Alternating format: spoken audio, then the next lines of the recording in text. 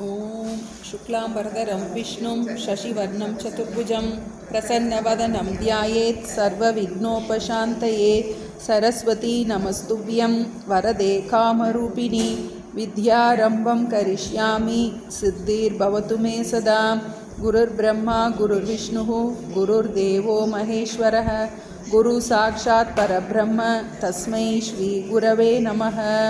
ॐ सहना भवतु सहनौ भुनक्तु सह वीर्यं करवावहै तेजस्विनावधीतमस्तु मा विद्विषावहै।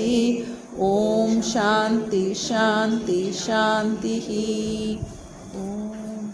பொன்னில மாதர் ஆசை பொருந்திய பொருந்தாருணம் தன்னிலந்தரத்தில் ஜீவ சாட்சி மாத்திரமாய் நிற்கும் என் நிலங்களிலும் மிக்க எழுநிலம் அவற்றின் மேலாம் நன்னிலம் மருவும் ஏக நாயகன் பதங்கள் போற்றி ஈற்றளி தளிக்கும் செய்கைக்கு ஏதுவாய் அயனாய் மாலாம் ஆன்ற ஈசனுமாய் தானே அனந்த மூர்த்தியுமாய் நிற்கும் பூன்ற முத்தனுமாய் இன்ப புனரியாதவனாய் நாளும் தோன்றிய விமல போத ஸ்வரூபத்தை பணிகின்றேனே. எவருடை அருளால் யானே எங்குமாம் பிரம்மம் என்பார் கவருடை புவனம் எல்லாம் கற்விதம் என்றறிந்து சுவரிடை வெளிபோல் யான் என் ஸ்வரூப ஸ்வபாவமானேன். அவருடை பதும பாதம் அனுதினம் பணிகின்றேனே.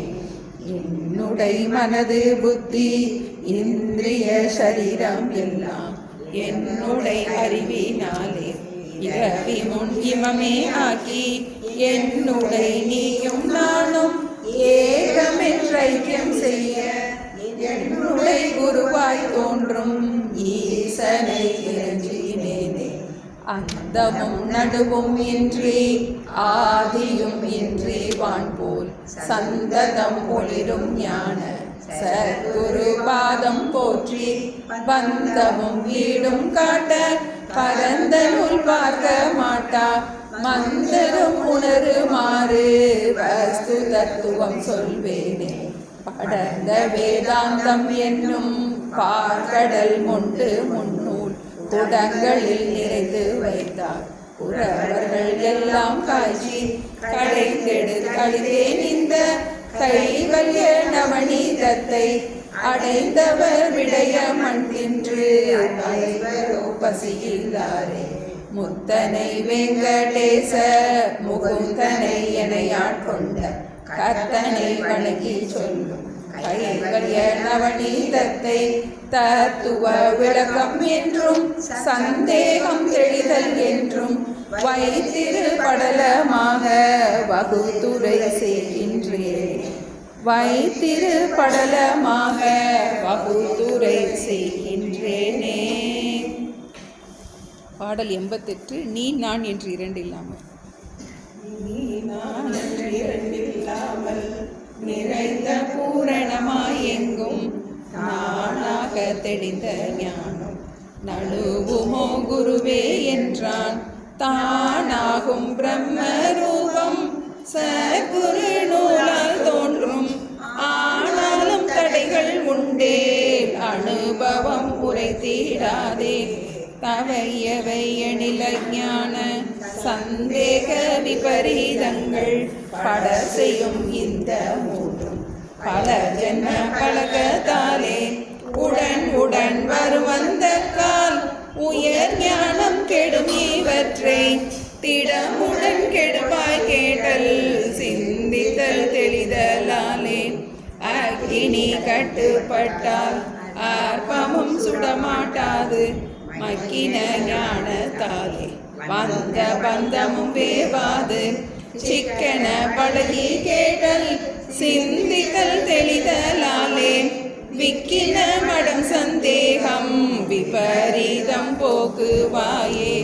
பிரம பாவனையை மூடி வேதம் காட்டுவத ஞானம் குரவன் வாக்கியம் நம்பாமல் குழம்புவதாம் சந்தேகம் திறமறு ஜகமை என்றும் தேகம் நான் என்றும் உள்ளே விரவிய மோகம் தானே விபரீதம் என்பர் மேலோர் தத்துவ அனுபோகந்தான் சாதித்தல் கேட்டல் என்பார் ஒத்துள்ள பொருள் பூகத்தால் உசாவல் சிந்தித்தல் என்பார் சித்தம் ஏகாந்தமான தரிசனம் தெளிதல் என்பார் நித்தம் இப்படி செய்த கால் நிர்வாணம் பெறுவாய் நீயே எத்தனை நாள் ஞாகாவும் ஞானமும் இருக்கும் உன்பால் அத்தனை நாளும் வேண்டும் அப்பால் ஓர் செயலும் வேண்டா நித்தமும் வெளிபோல் பற்றா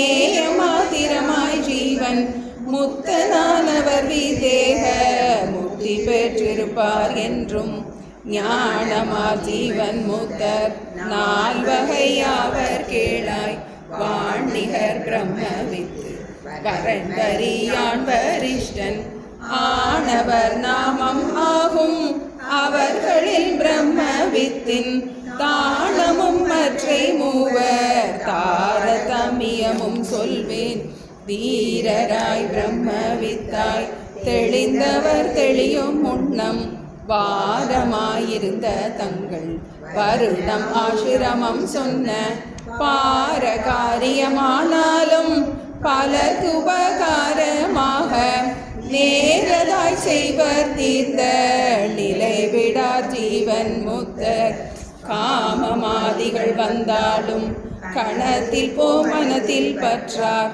தாமரை இலை தண்ணீர் போல் ஜகத்தோடும் கூடி வாழ்வார் பாமரர் என காண்பிப்பார் பண்டித திறமை காட்டார் ஊமரும் ஆவார் உள்ளத்து உவகையாம் ஜீவன் முத்தர் வேத கர்மத்தால் வந்த பிராரதன் நானாவாகும் ஆதலால் விவகாரங்கள் அவரவர் காவ ஆகும் மாதவம் செய்யணும் செய்வார் வாணிபம் செய்யணும் செய்வார் பூதலம் புறப்பார் ஐயம் புகுந்துண்பார் ஜீவன் மூத்தர் சென்றது கருதார் நாளை சேர்வது நினையார் கண்முன் நின்றது புசிப்பாரே நிலவாய்வின் விழுது வீழ்ந்து பொன்றின சமம் வாழ்ந்தாலும் புதுமையா ஒன்றும் பாரார் நன்று தீதென்னார் சாட்சி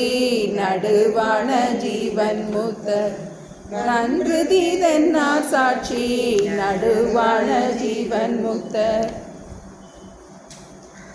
பின்னை மூவரில் 2 பேர்களும் சமாதியோகம் தன்னை உற்றிருப்பார் தேக சஞ்சாரம் நிமித்தம் தானாய் உண்ணுவோன் வரன் பேற்றோரார் உணர்பவன் வரியான் ஆகும் அந்நியர் தம்மால் தன்னால் அறியாதோன் வரிஷ்டனாமே அரிதாகும் இவர்கள் இவ்வாறு அநேகரானாலும் முக்தி சரியாகும் பாடுபட்ட சமாதிக்கு பலன் ஏதென்றால் பெரிதான திருஷ்ட துக்கம் பிரமவி அனுபவிப்பன் வரியானும் வரணும் மற்றை வரிஷ்டனும் சுகமாய் வாழ்வார் பிரமஞானிகளும் கர்ம பேதையர் போலே வாழ்ந்தால் திறம் உறும் அஞ்ஞானம் போய் ஜெனியால வழியேதென்றால் பரவும் ஆகாசம் ஒன்றில்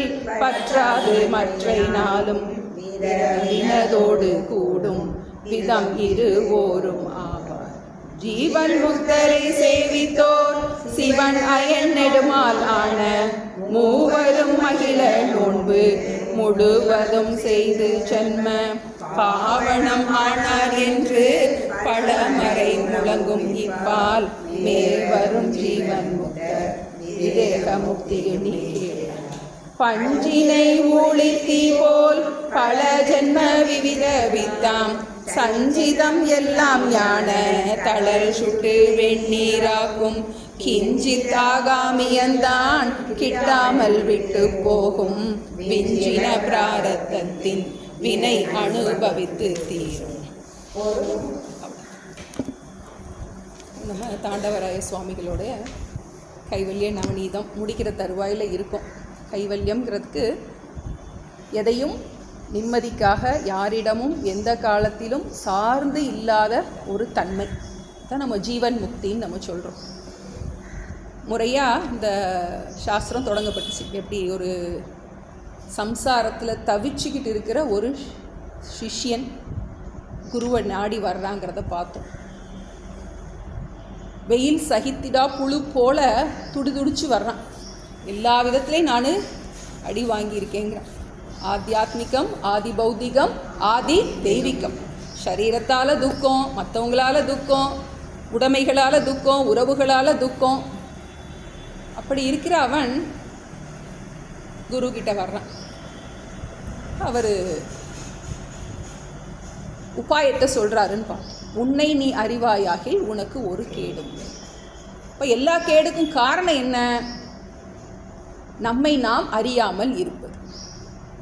அதுதான் முறையாக நமக்கு சொல்லி கொடுத்துட்ருக்காரு அப்படிங்கிறத பார்த்துட்டு எப்படி தொடங்குச்சிங்கிற நல்லா ஞாபகம் வச்சுக்கிட்டே வரணும். ஏன்னா இப்போ இது ஒரு முழுமையான டெக்ஸ்ட் முடிக்கிற தருவாயில் இருக்கும். இப்போ முதல்ல எடுத்த உடனே நமக்கு ஒரு தவறான அறிவு நம்மகிட்ட இருக்கிறது தான் பிரச்சனைக்கெல்லாம் காரணம். அதான் சொன்னார் அவர், உன்னை நீ அறிவாயாகி. நான்கிறதுல நீ உன்னை தப்பாக புரிஞ்சுக்கிட்டு இருக்க. இப்போ இந்த நான் எப்படி உண்டாச்சு அப்படிங்கிறத முதல்ல நமக்கு அதை தான் சிருஷ்டி நம்ம பார்த்துட்டு இருக்கோம். அந்த நான் நம்ம எதை நினச்சிக்கிட்டு இருக்கோமோ அந்த நான் எப்படி உண்டாச்சு. பிறவியிலேருந்து வெளிவரணும் அப்படின்னா முதல்ல என்ன வந்திருக்கு? ஒரு ஜீவன்கிற நான் உண்டாயிருக்கு. அந்த ஜீவன்கிற நான் எப்படி உண்டாச்சுன்னு நமக்கு கிளியராக தெரியும். நமக்கு அப்படி தான் அந்த கதை தொடங்குது. ஒரு பயோகிராஃபி அப்படின்னு சொல்கிறோம். இந்த பயோவோட கிராஃப் தான் பயோகிராஃபி. இந்த ஜீவன் எப்படி உண்டானா அவன்கிட்ட என்ன அம்சம் எல்லாம் இருக்குது? ஸ்தூலமான சரீரம் இருக்குது நமக்கு. இதுக்குள்ளே ஒரு உயிர் இருக்குது நமக்கு. அந்த உயிருக்கு ஒரு காரணம் இருக்குது. அந்த உயிர் வர்றதுக்கு ஒரு காரணம் இருக்குது. அதுதான் 3 சரீரம்னு சொல்கிறோம். ஸ்தூல சரீரம், சூக்ஷ்ம சரீரம், காரண சரீரம். இந்த ஸ்தூலமான உடலை நான் நினச்சிக்கிட்டு இருக்கேன். இதுக்குள்ளே இருக்கிற உயிரையும் நான் நினச்சிக்கிட்டு இருக்கேன். இந்த உயிர் வர்றதுக்கு ஒரு காரணம் இருக்குது. அதுதான் சாஸ்திரம் சொல்லுது. நீ இந்த ஜீவனாக பிறப்பெடுப்பதற்கு ஒரு காரணம் இருக்குது. அதுதான் காரண சரீரம்னு நம்ம சொல்கிறோம். அப்போ அந்த காரணம் என்ன அப்படிங்கிறத நம்ம சிருஷ்டிக்கு முன்னாடி இருந்து பார்க்குறோம். இப்போ நமக்கு எந்த முறையில் நமக்கு தொடங்குச்சு? அத்தியாரோபம், அப்பவாதம்ங்கிறத பார்த்தோம். எப்படி ஒன்றில் ஒன்று தப்பாக பார்க்குறோம், கைத்தில் பாம்பை பார்க்குறோம், அதுபோல் இந்த தவறு 2 இடத்துல நடக்குது. நம்மக்கிட்டேயும் நடக்குது, நம்ம பார்க்குற விஷயத்துலேயும் நடக்குது. பிரம்மைவ சத்தியம் ஜெகத் வித்யா ஜீவோ பிரம்மைவ நாபர். இப்போ ஜெகத்து அங்கேயும் தப்பு நடக்குது, அந்த ஜீவன்கிற இடத்துலையும் நமக்கு தப்பு நடக்குது. ஏன் படிக்கிறோம் நமக்கு தெரியணும். முதல்ல எப்படி ஜீவன் வந்துச்சு அப்படின்னு நமக்கு தெரியணும். ஏன்னா இப்போ நம்ம கடைசியில் எங்கே நிற்கிறோம்? ஜீவன் முக்தனில் நிற்கிறோம். யார் ஜீவன் முக்தன்னா யார்? நான் ஜீவனே இல்லைன்னு யார் புரிஞ்சிக்கிறானோ அவன்தான் ஜீவன். ஜீவன்கிறது நமக்கு கொஞ்ச நாள் கொடுக்கப்பட்டிருக்கிற ஒரு ரோல். அதை நம்ம என்ன பண்ணிக்கிறோம்? நான் நினச்சோம். அதை நான் நினைக்கிறதுக்கு காரணம் என்ன? அதுதான் படிக்கிறோம். எப்படி உண்டாச்சு? மாயா சக்தி. படைப்பில் ஒரு சக்தி இருக்குது. அது என்ன பண்ணுது? ஈஸ்வரனை சிருஷ்டி பண்ணுது, ஜீவர்களை சிருஷ்டி பண்ணுது, ஜெகத்தை சிருஷ்டி பண்ணுது. இப்போ நான் என்ன ஜீவன்னு நினச்சிக்கிட்டு இருக்கேன். இப்போ நமக்கு 2 விதமாக அப்பவாதம் பண்ணுறது பற்றி பார்த்தோம். நாரூடு பணியாய் தோன்றல், நரனாகி தரியில் தோன்றல், நீரூடு காணல் தோன்றல், நிறம் தலம் வெளியில் தோன்றல். அப்பவாதம் எப்படி பண்ணுறோம் நம்ம? அதை சரியாக பார்க்கும்போது அறவன்று கயிறென்றால் போல், ஆரென்று தரி என்றால் போல், புறமன்று புவனம் அன்று பூதங்கள் அன்று ஞான திறம் என்னும் பிரம்மம் என்று தெளிவதே அப்பவாதம் தான். தெளிவது புத்தி சுவாதீனம் இல்லாமல் இருக்கும். நமக்கு புத்தி தெளியணும். 2 இடத்துலையும் என்கிட்ட இருக்கின்ற தப்பான அந்த புத்தியும் தெளியணும், ஜெகத்தை நான் பார்க்கின்ற பொருளில் இருக்கின்ற அந்த தவறான புத்தியும் தெரியும். அதான் பார்த்தோம். அது எப்படி தெளிய வைக்கிறது? படமும் நூலும் போல பணியும் பொன்னும் போல் பார்க்கின்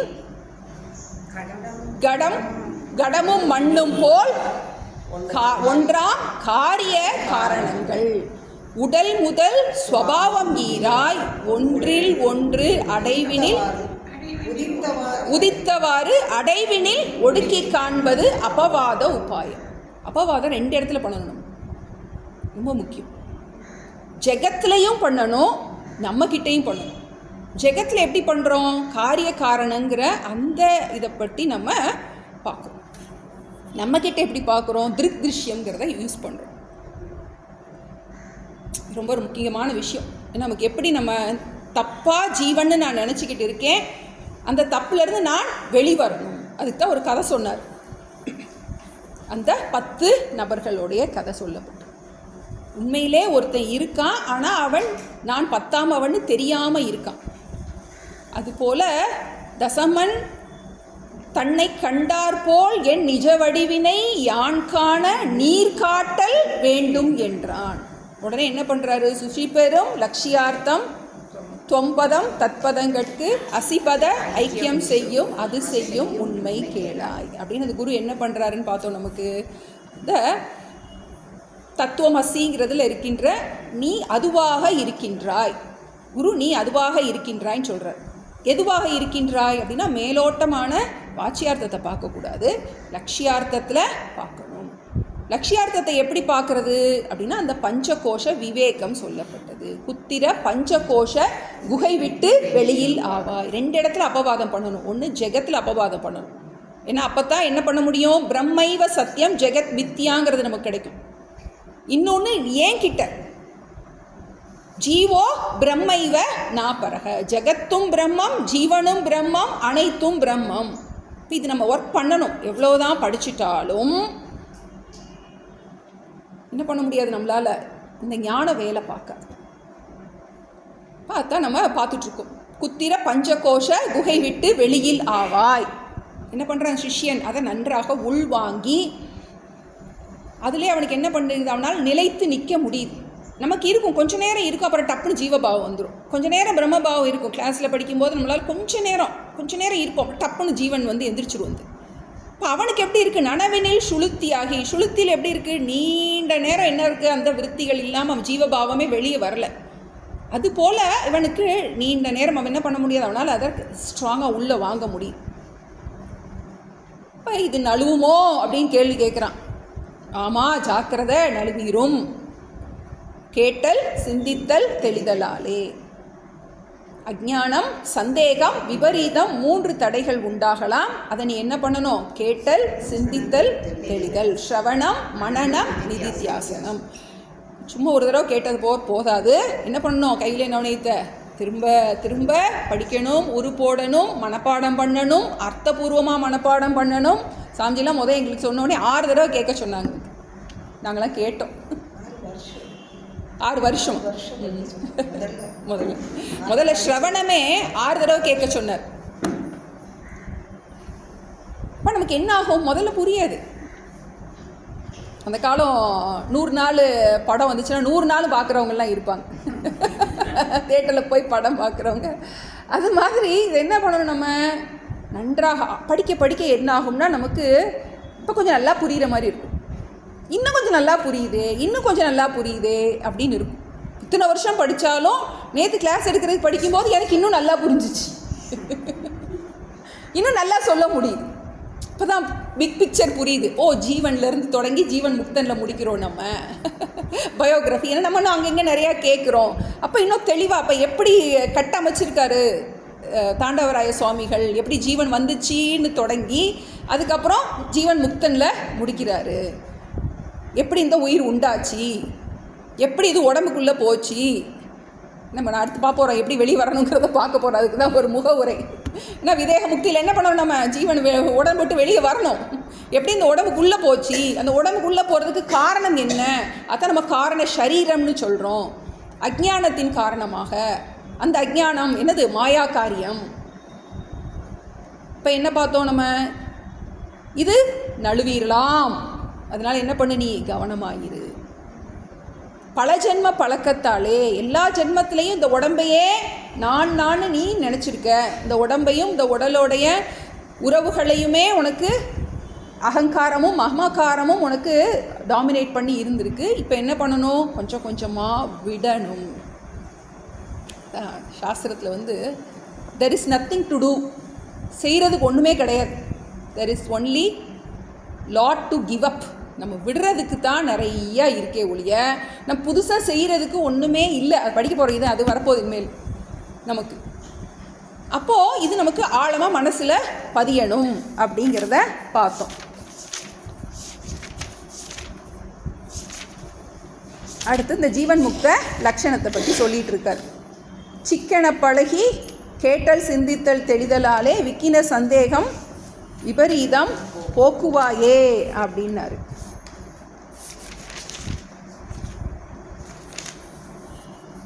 92 தான் முடிக்கிறார். முக்கியமான பாட்டு தத்துவ அனுபோகம்தான். உங்கள் நம்பர் டிஃப்ரென்ஸாக இருக்கும். 85 உபதேசம் இங்கே தான் முடியுது. உன்னை நீ அறிவாய் ஆகில தொடங்கி நித்தம் இப்படி செய்தக்கால் நிர்வாணம் பெறுவாய் நீயே. இதோட முடிஞ்சிருச்சு. அங்கே தொடங்கின உபதேசம் இங்கே வரைக்கும் நம்ம பண்ண வேண்டியது எல்லாத்தையும் ஸ்டெப் பை ஸ்டெப்பாக கொண்டு வந்துட்டார். விட்ட லட்சணை விடாத லட்சணை இடையில பார்த்தோம். எதை நீ விடணும், எதை நீ விடக்கூடாது. நான் ஜீவன்கிற எண்ணத்தை மொத்தமாக நெருப்பு வச்சு கொளுத்திரு. உனக்கு என்னென்னலாம் பிரச்சனை இருக்கோ அதெல்லாத்தையும் எழுதி வச்சு என்ன பண்ணு, இதெல்லாம் எனக்கு கிடையாதுன்னு நெருப்பில் போட்டு பொசுக்கி. அதெல்லாம் யாருக்கு? இந்த உடம்பு மனசுக்கு. எனக்கு கிடையாது அப்படின்னு என்ன பண்ணு, என்னெல்லாம் உனக்கு பிரச்சனை இருக்கோ பிரச்சனை எல்லாத்தையும் எழுதி, இந்த பிரச்சனை எதுவும் என்னை தொடாது அப்படின்னு என்ன பண்ணலாம், ஸ்தூலமாக எழுதி அதுக்கு என்ன பண்ணலாம், ஸ்வாகான்னு அதுக்கு ஒரு போட்டலாம். அதில் வந்து அதுக்கு ஒரு தீதி கூட கொடுத்துக்கலாம் வருஷம் வருஷம். ரமணர்கிட்ட ஒரு ஃபாரினர் வந்தார். ஃபாரினர் வந்து அவர் வந்து அவருடைய அவர் அங்கேயே தங்கி இருந்திருக்காரு. அவருடைய இடத்துல ஒரு சிவலிங்கம் வச்சுருந்தார். சிவலிங்கம் வச்சு அதுக்கு ஏதோ அபிஷேகம் பண்ணிகிட்டு இருந்தார். ரமணர் அங்கிட்டு வந்தார். வந்தோடனே இது என்ன பண்ணிட்டுருங்க அப்படி. இல்லை என்னுடைய அகங்காரத்துக்கு சமாதி கட்டியிருக்கேன், அதை வந்து அதுக்கு வந்து அபிஷேகம் பண்ணிகிட்ருக்கேன். அவர் சொன்னார், ஓ இவ்வளவு எளிமையாக பண்ணிடலாமா அப்படின்னார். பாக்கியமாக நம்ம யாருன்னு நம்ம நினச்சிக்கிட்டு இருக்கோமோ அதுக்கு என்ன பண்ணணும், ஒரு சமாதி கட்டணும். நமக்கே நம்ம என்ன பண்ணுறோம், ஒரு இந்த ஜீவன்கிற அந்த ஜீவபாவம் இருக்கு இல்லையா, அதான் நமக்கு வந்து தொந்தரவாக இருக்குது நமக்கு. அதுக்கு ஒரு சமாதி. இப்போ எங்கே தொடங்கினது இங்கே முடிக்கிறாரு. நித்தம் இப்படி செய்தக்கால் நிர்வாணம் பெறுவாய் நீயே. எதை பண்ணணும், நித்தம் என்ன பண்ணணும், தத்துவ அனுபோகம்தான் சாதித்தல் கேட்டல் என்பார். சித்தம் ஒத்துள பொருள் ஊகத்தால் உசாவல் சிந்தித்தல் என்பார். சித்தம் ஏகாந்தமான தரிசனம் தெளிதல் என்பார். இப்போ ஸ்ரவணம் என்ன பண்ணணும், நீண்ட நாள் பண்ணணும். அப்புறம் மனனம் பண்ணணும். அப்புறம் நிதித்தியாசனம். ஒரு காஃபி பண்ணேன், சக்கரை போட்டேன், குடித்தேன், ஒரே கசப்பாக இருந்துச்சு. திரும்ப ஒரு ஸ்பூன் சக்கரை போட்டேன், திரும்ப குடித்தேன், திரும்பவும் கசப்பாக இருந்துச்சு. இன்னும் 2 ஸ்பூன் போட்டேன், திரும்பவும் குடித்தேன், கசப்பாக இருந்துச்சு. என்னால் அதை கலக்கலை. சக்கரையை அள்ளி அள்ளி அள்ளி அள்ளி போட்டுகிட்டே இருக்கேன். அது என்ன வல்ல, இனிப்பே வல்ல. சாஸ்திரம் படித்தா நமக்கு துக்கம் போகணும், ஆனந்தம் வரணும். அப்படின்னா என்ன அர்த்தம், நமக்கு துக்கம் போல எனக்கு இது துக்கமாக இருக்கு அப்படின்னா நீ எதையோ சத்தியமாக நினச்சி பிடிச்சு தொங்கிட்டு இருக்க. எனக்கு இது ப்ராப்ளமாக இருக்கு, எனக்கு இவங்க ப்ராப்ளமாக இருக்காங்க அப்படின்னா நீ ஒன்றை ஆதார் கார்டாக நினச்சிக்கிட்டு இருக்க. ஆதார் கார்டில் எதுவாக இருக்கோ அதுவாக நீ ஒன்றை நினச்சிக்கிட்டு இருக்க. பிரச்சனை எல்லாம் ஆதார் கார்டுக்கு தான், உனக்கு கிடையாது. நமக்கு ஆழமாக நமக்கு மனசில் பதியணும். அப்போ என்ன பண்ணும், சர்க்கரை அள்ளி அள்ளி போட்டுகிட்டே இருந்தால், சர்க்கரைங்கிறது ஸ்ரவணம் மாதிரி. எவ்வளோதான் ஸ்ரவணம் நீ எக்கச்சக்கமாக படித்தாலும், இந்த உபநிஷத் அந்த உபநிஷத் அவ்வளோ படித்தா கூட உனக்கு உள்ள அந்த சர்க்கரை என்ன ஆகணும், அந்த ஒரு ட்ராப் ஆஃப் அந்த காஃபிலையும் அந்த சக்கரை கலக்கும். அப்போ நம்ம ஒரு விருத்திக்குள்ளேயும் அந்த ஆழ் மனசில் அந்த அகம் பூர்ணக அப்படிங்கிற இது என்ன ஆகணும், நமக்கு நான் இந்த உடல் கிடையாது, இந்த பயோகிராஃபி நமக்கு இந்த ஆதார் கார்டில் இருக்கிற அந்த ஆசாமி நான் கிடையாது, ஓட்டர் ஐடிக்கு எல்லோரும் சுற்றிட்டு இருக்கோம். இப்போ வந்து ஓட்டர் ஐடி அந்த ஆசாமி நான் கிடையாது அப்படின்னு என்ன பண்ணணும், நமக்கு ஆழமாக அதுக்கு என்ன பண்ணணும், நித்தம் இப்படி செய்த கால் என்ன செய்கிற, எப்போ பார்த்தாலும் அடுத்த வீட்டு பிரச்சனை அந்த பிரச்சனையெல்லாம் யோசிக்காமல் இந்த பிரச்சனை எனக்கு இல்லை, என்ன பிரச்சனை எந்திரிச்சு வந்தாலும் இந்த பிரச்சனை எனக்கு இல்லை, இந்த பிரச்சனை எனக்கு இல்லைன்னு என்ன பண்ணிடு, அதை தள்ளி விட்டு நித்தம் இப்படி செய்த கால் நிர்வாணம் பெறுவாய் நீயே அப்படின்னு என்ன பண்ணிடுறாரு, அதோட முடிச்சிடுறாரு, அதோட உபதேசம் முடிஞ்சிருச்சு. அப்புறம் இதை எவ்வளோ நாளைக்கு பண்ணணும்னு ஒரு டிப்ஸ் கொடுக்குறார். எத்தனை நாள் ஞாத்தாவும் ஞானமும் இருக்கும் உன்பால், எத்தனை நாளைக்கு நீ ஒன்று ஜீவனா நினச்சிக்கிட்டு இந்த உலகம்னு ஒன்று இருக்குது, அது என்ன பிரச்சனை எனக்கு கொடுக்குது அப்படின்னு நீ நினைக்கிறியோ, அனுபவன் அனுபவிக்கப்படும் பொருள் அனுபவம், அறிபவன் அறிவிக்கும் பொருள் அறிவு அப்படின்னு அந்த திரிபுட்டி உனக்கு எவ்வளவு நாள் இருக்கோ அத்தனை நாள் வேண்டும், அப்பால் ஓர் செயலும் வேண்டாம். அதுக்கப்புறம் என்ன வேண்டியதில்லை, நீ ஒன்றை புரிஞ்சுக்கிட்ட. 10ஆம் அவன் தன்னை 10ஆம் அவன் புரியறதுக்கு என்ன பண்ணா, எதை யாகம் பண்ணானா, வழிபோக்கன் வந்து சொன்னா அறிந்தது தன்னை கொண்டேதான். தான் புரிஞ்சுக்கிறதுக்கு அவன் என்ன பண்ணான், ஏதாவது யோசனை பண்ணானா, தலைகீழா நின்னானா, பிராணாயாமம் பண்ணானா, சமாதி அவஸ்தை பண்ணானா, என்ன பண்ணுனா, நான் தான் தானே புரிஞ்சுக்கிட்டேன். அப்போ நமக்கு அது ஆழமாக புரிஞ்சது மட்டும் இல்லை, நம்ம பரோட்ச ஞானம் அபரோக்ஷ ஞானம்னு சொல்கிறோம். பஞ்சதசியில் இன்னொன்று படிச்சிருக்கோம், திட அபரோக்ஷ ஞானம்.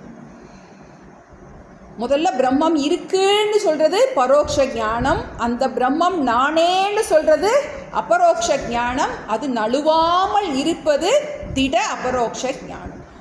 திட அபரோக்ஷ ஞானம் எப்படி வரும், நித்தம் இப்படி செய்த கால் விடாமல் என்ன பண்ணுற, நான் உடல்ங்கிற எண்ணம் எப்படி இருக்கோ அதுபோல் நான் உடல் அல்லங்கிற எண்ணம் ஆழமாக வர வேண்டும். தேகாத்ம ஞானவத் ஞானம் தேகாத்ம ஞான பாதகம் ஆத்மன்யேவ பவேத்யஸ்ய ச ஜீவன் முக்த ச உச்சியதே. அவனைத்தான் ஜீவன் முக்தன்னு சொல்கிறோம்.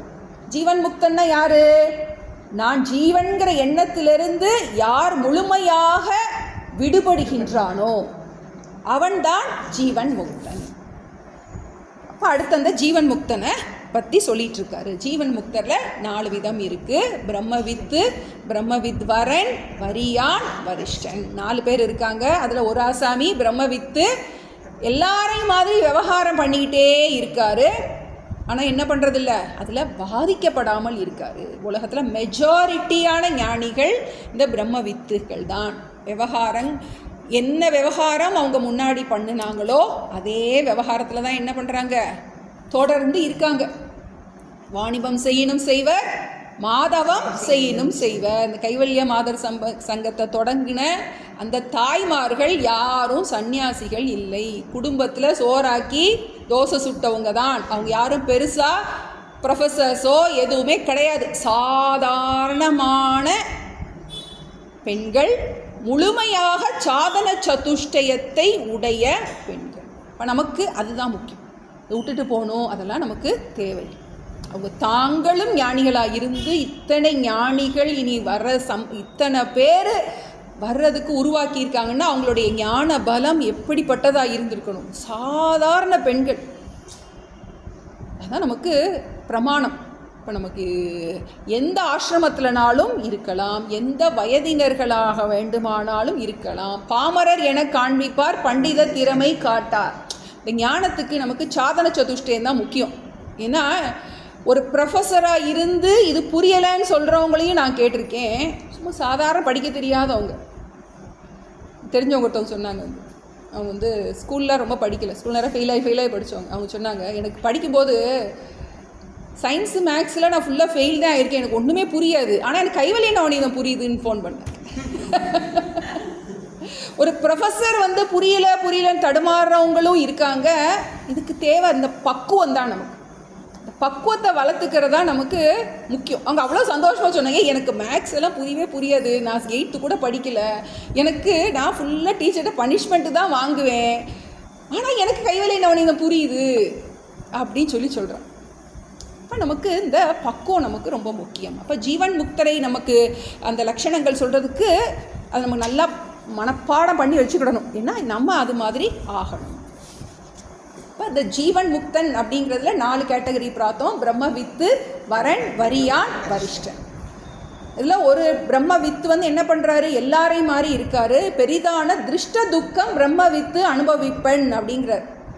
அப்படின்னா என்னது, அவங்களுக்கு திருஷ்ட துக்கம் மற்றவங்களுடைய பார்வைக்கு அவர் துக்கப்படுவது போல இருக்கலாம். குடும்பத்தில் பிரச்சனைகள் அனுபவிக்கலாம், சரீரத்தில் பிரச்சனைகள் அனுபவிக்கலாம், வறுமை அனுபவிக்கலாம், இன்னும் என்ன வேணாலும் துக்கம். எப்படி சாமானிய மக்களுக்கு துக்கம் வருமோ அதுபோல அவருக்கும் வரும்.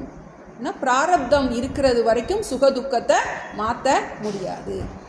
வரன், வரியான், வரிஷ்டனில் வரன்கிறவர் எப்படி இருக்காரு, அவருடைய டைமுக்கு அவருடைய விவகாரங்களை பண்ணிட்டு மற்ற நேரங்களில் சமாதியாக இருக்கார்.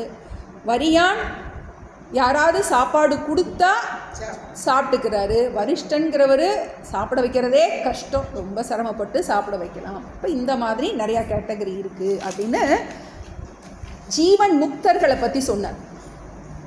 இப்போ ஞானம் வந்ததுக்கப்புறம் இருக்கின்ற அந்த ஜீவனுக்கு பேர் ஜீவன் முக்தன். தான் ஜீவன்கிற எண்ணத்தை விட்டுட்டு இந்த சரீரத்தோடு நடமாடிக்கொண்டு இருக்கின்ற அந்த ஜீவனுக்கு ஜீவன் முக்தன்னு பேர். இப்போ கடைசியில் என்ன சொல்லி கதையை முடிக்கணும் இல்லையா, எப்படியோ வந்துருச்சு, அப்புறம் என்ன பண்ணணும், நம்ம முடிச்சு ஆகணும். அதுக்கு பேர் என்னது, விதேக முக்தி அப்படின்னு சொல்கிறோம். இந்த தேகத்தை எப்படி இந்த தேகம் வந்துச்சோ பிராரப்தம் இருக்கிறது வரைக்கும் இந்த தேகம் இருக்கும். பிராரப்தம் முடிஞ்சோன்னே என்ன ஆகணும், நம்ம ஹேண்ட் ஓவர் பண்ணணும். சார்ஜ் ஹேண்ட் ஓவர் பண்ணுறோம் இல்லையா, அது மாதிரி என்ன பண்ணணும், இவ்வளோ நாள் இந்த பாடி நமக்கு கொடுக்கப்பட்டது, இந்த பாடி என்ன பண்ணிட்டோம், இதை வச்சு நிறையா பாடி கொடுக்கப்பட்டது, கடைசியாக இதுதான் எனக்கு ப்ரெஷியஸ் பாடி, இந்த பாடியில் தான் எனக்கு என்ன கிடச்சிருக்கு, ஞானம் கிடச்சிருக்கு. இந்த பாடி என்ன பண்ணணும், நான் நல்லா பயன்படுத்தி இது என்ன பண்ணுவோம், ஹேண்ட் ஓவர் பண்ணணும். எங்கேருந்து வாங்கிட்டு வந்தோமோ அவங்க திருப்பி கொடுக்கணும். அது பேர் தான் விதேக முக்தின்னு பேர். அதான் நம்ம பார்த்துட்ருக்கோம். இதுக்கு இடையில் அந்த ஞானியோடைய புண்ணிய பாபம் என்ன ஆகுங்கிறத பார்த்துட்ருக்கோம். ஒரு கர்மா பண்ணும்போது என்ன ஆகுது, நமக்கு புண்ணிய பாபம் கண்டிப்பாக ஜென்ரேட் ஆகுது. பிரம்ம வித்துங்கிறவர் என்ன பண்ணிகிட்ருக்காரு, காரியம் பண்ணிக்கிட்டே இருக்காரு. அப்படின்னா அவருடைய கர்மா பண்ணும்போது புண்ணிய பாபம் வரும். நம்ம ஜபம் பண்ணுறோம், ஏன்னா அவர் கடைசி வரைக்கும் அனுஷ்டானங்களே விட போகிறது கிடையாது. தியானம் பண்ணுறாரு, இந்த மாதிரி என்ன பண்ணுறாரு, தியானம் பண்ணாலும் புண்ணியம் வரும். என்ன கர்மா பண்ணாலுமே அதுக்கு புண்ணிய பாபம் உண்டு. அப்போ முன்னாடி இருக்க சஞ்சிதம் எல்லாம் ஞான தலல் சுட்டு வெந்நீர் ஆக்கம்னு பார்த்துட்டோம். எப்படி ஞானம் வந்துச்சோ, ஞானம் வந்த உடனேயே அந்த என்னது அந்த அந்த கர்ம மூட்டை ஏற்கனவே பண்ணி வச்சிருக்கிற அந்த எஃப்டி ஃபிக்ஸட் டெபாசிட் என்னாச்சு, காலி ஆயிடுச்சு. அப்புறம் என்னது, ஆகாமி கர்மமும் இனிமேல் வராது, பிராரப்தம் நடந்துக்கிட்டு இருக்கு. இப்போ ஆகாமி கர்மம்னா இந்த பிராரப்தத்தில் செய்கின்ற கர்மத்துக்கு பேர் தான் ஆகாமி கர்மம். இப்போ இந்த ஆகாமி கர்மம் என்ன ஆகும், அவர் இப்போ இந்த பிறவியில் இருக்கும்போது இன்னும் கொஞ்ச நாள் இருக்குது, அவருக்கு இன்னும் என்ன பண்ணல, ஹேண்ட் ஓவர் பண்ணலை, பாடி அவர் இன்னும் ஹேண்ட் ஓவர் பண்ணலை. எந்த பிரகிருதி அவருக்கு இந்த பாடி கொடுத்துச்சோ அந்த பாடி என்ன பண்ணல, ஹேண்ட் ஓவர் பண்ணலை. அப்போ என்ன பண்ணுறாரு, அவர் கர்மம் பண்ணிக்கிட்டு இருக்கார். அப்போ அதுக்கு புண்ணிய பாபம் வருமே, அப்போ அது என்ன ஆகும் அப்படிங்கும்போது என்ன பார்த்தோம், நம்ம அதான் பார்க்க போகிறோம். பஞ்சினை ஊழித்தீ போல் பல ஜென்ம விவித வித்தாம் சஞ்சிதம் எல்லாம் ஞான தளல் சுட்டு வெந்நீராக்கும். கிஞ்சித் ஆகாமியம்தான் கிட்டாமல் விட்டு போகும். அந்த கிஞ்சித் ஆகாமியம்னா இப்போ இந்த ஜென்மாவில் செய்கின்ற அந்த புண்ணிய பாவம் வராது. எப்படி வராதுங்கிறத பார்க்க போகிறோம். விஞ்சின பிராரப்தத்தின் வினை அனுபவித்து தீரும். இந்த ஜென்மாவில் என்னெல்லாம் நான் அனுபவிக்கணும்னு எனக்கு விதிக்கப்பட்டிருக்கோ அது நான் அனுபவிச்சு தான் தீரும். அப்போ அந்த ஆகாமி இந்த ஜென்மாவில் அவர் இன்னும் சரீரத்தை ஹேண்ட் ஓவர் பண்ணுறது வரைக்கும் அவர் செய்ய போகின்ற அந்த புண்ணிய பாபம் ஞானம் வந்ததுக்கப்புறம் அவர் செய்கின்ற அந்த புண்ணிய பாபம் என்ன ஆகும், அதுதான் நம்ம இதில் பொறுமையால் பிராரத்தத்தை இந்த பாட்டில் பார்க்கணும். பொறுமையால் பிராரத்தத்தை பூசிக்கும் நாள் செய்யும் கர்மம் மறுமையில் தொடர்ந்திடாமல் மாண்டு போம் வழியேதென்றால் சிறியவர் இகழ்ந்து ஞானி செய்த பாவத்தை கொள்வார் அறிவிலோர் அறிந்து பூஜித்து அறம் எல்லாம் கை கொள்வாரே. பொறுமையால் பிராரத்தத்தை பூசிக்கும் நாள் செய்யும் கர்மம் மறுமையில் தொடர்ந்திடாமல் மாண்டு போம் வழியேதென்றால் சிறியவர் இகழ்ந்து ஞானி செய்த பாவத்தை கொள்வார் அறிவிலோர் அறிந்து பூஜித்து அறம் எல்லாம் கை கொள்வாரே. இந்த ஞானி முக்கியமான வார்த்தையை போட்டிருக்கார். தாண்டவராய சுவாமிகள் சாதாரணமான ஆள் கிடையாது. பிராரப்தத்தை பொறுமையால் புசிக்கிறார். இப்போ என்ன அர்த்தம்? பிராரப்தம் வறுத்து தான் எடுக்கும். ஞானியாக இருந்தாலும் என்ன, ஏதோ ஒரு கஷ்டத்துக்குள்ளே தான் மோஸ்ட் ஆஃப் த பீப்புள் நம்ம வர்றோம். கஷ்டம்லாம் சரியாலாம் போகாது. ஒரு கஷ்டம் முடித்தா இன்னொரு கஷ்டம் வரத்தான் செய்யும். பிராரப்த கர்மத்தில் ஒவ்வொருத்தருக்கும் நமக்கு கஷ்டமே வரக்கூடாது அப்படின்னா என்ன ஆயிரும்? நம்ம வரன் வரியான் வரிஷ்டன் ஆகும். அது லேசான விஷயம் கிடையாது. அதுக்கு நிறைய தபஸ் பண்ணணும். இப்போ இந்த ஞானிக்கு இந்த பொறுமையோட பிராரப்தத்தை புசிக்கின்றான் எனது அனுபவிக்கின்றான். ஏன்னா நமக்கு ஒரு முக்கியமான குவாலிஃபிகேஷன் திதிக்ஷான்னு ஒன்று பார்க்குறோம். அந்த திதிக்ஷை இருக்கும்போது திதிக்ஷை என்ன கொடுக்குது அப்படின்னா, திதிக்ஷைனால் ஞானம்லாம் வராது, ஸ்ரவணத்தினால தான் ஞானம் வரும். திதிக்ஷை என்ன கொடுக்குது அப்படின்னா மனோபலம் கொடுக்குது. என்ன கஷ்டம் வந்தாலும் ஓகே வேறு ஒன்றும் சொல்லக்கூடாது. இது இறைவனோட பிரசாதம். யாருக்குனாலும் எப்போனாலும் என்ன கஷ்டம்னாலும் வரலாம். என்ன பண்ணுறோம்? அதை முழுமையாக என்ன பண்ணுறது? அதை சகிச்சிக்கிறது கிடையாது. என்ன பண்ணுறது, வேறு வழி இல்லை, அப்படி கிடையாது. முதல் கொஞ்ச நாள் என்ன பண்ணுறோம்? நம்ம இதை ஒரு அபியாசமாக நம்ம திதிக்ஷையை நம்ம வளர்த்துக்கிறோம். அதுக்காக தான் முதலையே விரதம் இருக்கிறது, அதெல்லாம் முதல்ல கொஞ்சம் கொஞ்சமாக கல்டிவேட் பண்ணுறோம். இப்போ மனசில் ஏற்படுகின்ற துக்கம் அனைத்தையும் சகிச்சு என்ன ஆகுது? முதல்ல அவருக்கு அந்த மன வலிமை அதிகமாக இருக்கும். சின்மயானந்த சாமிஜி பார்க்குறோம். அவர் முதல்ல என்னவா இருந்தார்? சுதந்திர போராட்ட வீரராக இருக்கார். இப்போ அந்த வெள்ளைக்காரன் இதில் அவ்வளோ அடி வாங்கியிருக்கார். அவருடைய லைஃப் ஹிஸ்ட்ரி எடுத்து பார்க்கும்போது ஜெயிலில் அவ்வளோ போராளியாக இருந்திருக்கார். அவ்வளோ ஸ்ட்ரென்த், மன வலிமை. அதுதான் நமக்கு இந்த நிஷ்டை வலுவாமல் இருக்கிறதுக்கு திதிக்ஷை ரொம்ப ரொம்ப முக்கியம். இந்த ஞானம் இருந்தாலும் அந்த மன வலிமை நமக்கு ரொம்ப தேவை. பொறுமையால் பிராரப்தத்தை புசிக்கும் நாள் செய்யும் கர்மம். பிராரப்தத்தை அனுபவிக்கும் போது ஞானி பாவம்லாம் பண்ண மாட்டார். ஏதாவது கொசு அடிக்கலாமா இருக்கும், என்ன பண்ணலாம், நமக்கு பெருசாலாம் ஒன்றும் பாவம் பண்ணிட மாட்டார். புண்ணியம் நிறைய சேர்க்குறார். நம்ம சாஸ்திரத்துப்படி புண்ணியமும் அதனுடைய பலனை கொடுத்து தான் ஆகணும். புண்ணியம் இருந்துச்சுன்னா என்ன ஆகும்? நமக்கு நிறைய பணம் இருந்தால் என்ன பண்ணுவோம்? எங்கேயாவது ஃபாரின் டூர் போவோம். நம்ம இல்லாட்டி கோயில் கட்டலாம், நல்லதாகவே சொல்லுவோம். கோயில் கட்டினாலும் புண்ணியம் வரும். புண்ணியத்தை என்ன பண்ண முடியாது, நமக்கு ஸ்டாப் பண்ண முடியாது. பாவம் செய்யாமல் இருக்கலாம்.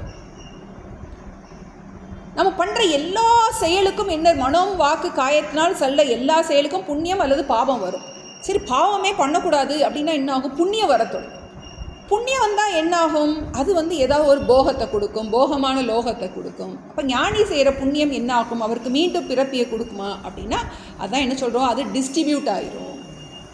ஞானி செய்கின்ற புண்ணியம் அனைத்தும் பிறருக்கு டிஸ்ட்ரிபியூட் ஆயிரும். புசிக்கும் நாள் செய்யும் கர்மம் மறுமையில் தொடர்ந்திடாமல் மாண்டு போம் வழி ஏது என்றால், மறுமையில்னா அவருக்கு பிறவியை கொடுத்து மீண்டும் அவருக்கு தொடர்ந்திடாமல் அழிவது, மாண்டு போவதுனா மீண்டும் பிறவிக்கு வழிவகுக்காமல் அழிவது எப்படி என்றால், சிறியவர் இகழ்ந்து ஞானி செய்த பாவத்தை கொள்வார். அவங்கள்ட்ட என்ன பண்ணும்? இவர் ஞானியா ஞானி இல்லையா நம்ம என்ன பண்ணக்கூடாது, அவங்களெல்லாம் போட்டு ஐயோ அவங்க அப்படி இருக்காங்க, நமக்கு அது வேண்டாம், அவர் ஞானியா ஞானி இல்லையா நமக்கு தெரியாது, அதனால் என்ன பண்ணக்கூடாது, நிந்தனைலாம் பண்ணக்கூடாது. நமக்கு சிறியவர் இகழ்ந்து, சிறியவர்னா அல்பமான மனிதர்கள், அந்த ஞானியினுடைய மகத்துவத்தை அறியாதவர்கள். ஏன்னா ஞானி எந்த ரூபத்தில் வேணாலும் இருக்கலாம். இன்னும் யோகியாகவும் இருக்காரு அப்படின்னா அவரை கண்டுபிடிக்க முடியாது. குளிக்காத ஞானியாக இருக்கலாம், நிறைய பேர் நம்ம பார்க்குறோம். அதனால் நம்ம என்ன பண்ணக்கூடாது, அவங்களெல்லாம் யாரையும் நம்ம குறைச்சி மதிப்பிடக்கூடாது. அவங்க ஏதாவது பாவம் பண்ணால் என்ன ஆகுமா, இந்த மாதிரி அவங்கள மதிப்பு தெரியாமல் யாரெல்லாம் அவங்கள துன்புறுத்துகிறாங்களோ, அவங்கள இகழ்கிறாங்களோ, அவங்களுக்கு அந்த பாவத்தை எல்லாம் என்னாகுது, அப்படியே வந்துடுது. பொதுவாக நம்ம சொல்கிறது புண்ணிய பாவத்தை டிரான்ஸ்ஃபர் பண்ண முடியாது அப்படின்னு சொல்லுவோம். ஆனால் இதுக்கு சாஸ்திரம் தான் பிரமாணம். இது எப்படி தெரியும், நீங்கள் போய் பார்த்தீங்களா அப்படின்னு கேட்டால் ப்ரூஃப் எல்லாம் கிடையாது. இன்னொன்று எப்படி நம்ம புரிஞ்சிக்கலாம், இது உண்மையாக தான் இருக்கணும் அப்படின்னா, ஒருத்தர் குருவா இல்லையா அப்படின்னு எப்படி தெரிஞ்சுக்கிறது? நிறைய போலி குருலாம் இருக்காங்க. ஒருத்தர் நிஜமாவே குருவா இல்லையா, ஞானியா இல்லையா, குரு இல்லை ஞானியா இல்லையா அப்படின்னா, ஒன்று அவருடைய விவகாரத்தை பற்றி வச்சு பார்த்துக்கலாமா, அவர் எல்லாத்துலேயும் சமத்துவ புத்தி இருப்பார். இன்னொன்று, உன்னுடைய மனம் யாருடைய சந்நிதியில் அமைதியாக இருக்கோ, அசையாமல் உன்னால் அமைதியாக உன்னோட ஒரு இன்பத்தை அனுபவிக்க முடிகின்றதோ, அப்படின்னா அவர் ஞானின்னு ஒரு அடையாளம், ஒரு சின்ன அடையாளம். இப்போ என்ன ஆகுது அப்படின்னா, நமக்கு புண்ணிய குறைச்சலாக இருக்கலாம், தகுதி கொஞ்சம் கொஞ்சம் என்னது சாதன சதுஷ்டயத்தெலாம் கொஞ்சம் கொஞ்சம் மிச்சம் மீதி இருக்கலாம், கொஞ்சம் என்னது கிரேஸ் மார்க் வேண்டியது இருக்குது, நமக்கு திதிக்ஷை குறையாக இருக்கலாம். இப்போ என்ன ஆகுமானா, நமக்கு கொஞ்சம் புண்ணியம் தேவைப்படுது. ஞானிகளோட சந்நிதியில் போகும்போது என்ன ஆகுமானா, அவங்களால என்ன பண்ண முடியும், எப்படி ஒரு சூரியன் கிட்டே போனோடனே அதனுடைய வெளிச்சம் நமக்கு கிடைக்குதோ, புழுங்குது, என்ன சொல்லுவோம், ஃபேன் கிட்டே போனோன்னே என்ன அது நமக்கு காற்று. அதுபோல் இந்த ஞானிகளோட சந்நிதியிலேயே என்ன கிடைக்குமா, அவங்களுடைய புண்ணியத்தை என்ன பண்ண முடியும், அவங்களால டிஸ்ட்ரிபியூட் பண்ண முடியும். அதான் பார்க்குறோம். இன்னும் கூட அந்த மகான்களுடைய அதிஷ்டானத்துலலாம் அவ்வளோ சக்தி இருக்குதுன்னு பார்க்குறோம். அங்கே போனாலே அவங்களால என்ன பண்ண முடியும், அந்த அருள் சக்தியை அவங்களால கொடுக்க முடியும். சிறியவர் இகழ்ந்து ஞானி செய்த பாவத்தை கொள்வார், அறிவிலோர் அறிந்து பூஜித்து அறம் எல்லாம் கை கொள்வாரே. அறிவிலோர்னா யாரு, இந்த ஞானத்தின் பெருமையை அறிந்த அறிவுலோர். சும்மா இங்கே வாங்குகிற நமக்கு டிகிரி டாக்டரேட்டு அவங்களெல்லாம் சொல்லலாம். இந்த மகிமையை அறிந்தவர்கள் யார் இந்த ஞானத்தினுடைய பிரயோஜனம் வேணும்னு அவங்கள வேண்டி வரமாக கேட்கின்றார்களோ, அவங்களால என்ன பண்ண முடியும், அதை கொடுக்க முடியும். பூஜித்து அறம் எல்லாம் கை கொள்வாரே. அதனால தான் நம்ம சொல்லுவோம், ஒரு ஜீவன் முக்தருக்கு உணவு கொடுக்கறதுங்கிறது அவ்வளோ பெரிய புண்ணியமான செயல் அப்படின்னு திருமந்திரத்தில் சாமிஜி ஒரு பாட்டு சொல்கிறாங்க. அகரம் 1000 அந்தனருக்கு ஈயில் என், சிகரம் 1000 செய்து முடிக்கில் என், பகல் ஊன் ஞானி பலத்துக்கு நிகர் இல்லை, இது நிச்சயம் தானே. அக்கரம் 1000 பொண்ணு நீ வேத படிக்கிறவங்களுக்கு கொடுக்கறத விட, 1000 கும்பாபிஷேகம் பண்ணுறதை விட, ஒரு ஞானிக்கு ஒரு வேளை சாப்பாடு நீ கொடுத்தீன்னா அதுக்கு விட மேலான புண்ணியம். நமக்கு ஞானிகளுக்கு பிக்ஷை கொடுக்கறதுங்கிறது ஒரு இது வச்சுருக்கோம் நம்ம. இது ஒரு முக்கியமான, ஏன்னா அவங்களால என்ன பண்ண முடியும், அவங்களுடைய புண்ணியத்தை பகிர்ந்து கொடுக்க முடியும். ஏன்னா நமக்கிட்ட ஞான நிஷ்டைங்கிறது சாதாரண விஷயம் கிடையாது. நமக்கு அபரோக்ஷம் திருட அபரோக்ஷம் வர்றதுக்கு நிறைய புண்ணியம் நமக்கு தேவை. அந்த குருமார்களுடைய அனுகிரகத்தினால என்ன பண்ண முடியும், அதை நாம் அந்த புண்ணியத்தை நாம் வாங்கிக்கலாம். அவங்ககிட்ட என்ன பண்ண முடியும், நம்ம கிரகிச்சிக்க முடியும். அறிவிலோர் அறிந்து பூஜித்து அறம் எல்லாம் கை கொள்வாரே. சரி, இனி அடுத்து என்ன பண்ணணும், கதையை முடிக்கணும். என்ன பண்ணணும், இதை தேகத்தை விடணும். ஏன்னா அங்கே தான் தொடங்குச்சு, எப்படி தேகம் வந்துச்சின்னு தானே தொடங்கணும். அதை என்ன பண்ணோம், ஃபுல் ஸ்டாப் போடணும் இல்லையா, அதைத்தான் சொல்கிறேன். அரியமை ஞானத்தியால் அவிதயாம் உடல் நீராகும், பெரிய தூலமும் காலத்தால் பிணமாகி விழும் அந்நேரம், உரிய சூக்கும சரீரம் உலை இரும்புண்ட நீர் போல் துரியமாய் விபுவாய் நின்ற சொரூபத்தில் இறந்து போமே. அரியமை ஞானத்தியால் அவிதயாம் உடல் நீராகும், பெரிய தூலமும் காலத்தால் பிணமாகி விழும் அந்நேரம், உரிய சூக்கும சரீரம் உளையேறும் உண்டனி போல் துரியமாய் மிகுவாய் என்ற சொரூபத்தில் இறந்து போமே. அதுக்கு பேர் அது ஜீவன் முக்தின்னு பார்த்தோம். யார் ஒருவன் நான் ஜீவன் இல்லைன்னு புரிஞ்சுக்கிறானோ அவனுடைய முக்தி. அவன் தன்னுடைய ஜீவபாவத்திலிருந்து முக்தி பெற்றவன், அதை முழுமையாக விட்டவன். இவன் யாரு? விதேக முக்தி, தேகத்தை விட்டவன், தேகம் இல்லாத முக்தி, தேகத்திலிருந்து விடுபட்டவன். அவனுடைய ஸ்வரூபம் எப்படிப்பட்டது? அரிய மெய்ஞானத்தீயால் அவித்தையாம் உடல் நீராகும். இந்த மெய்ஞானத்தீ,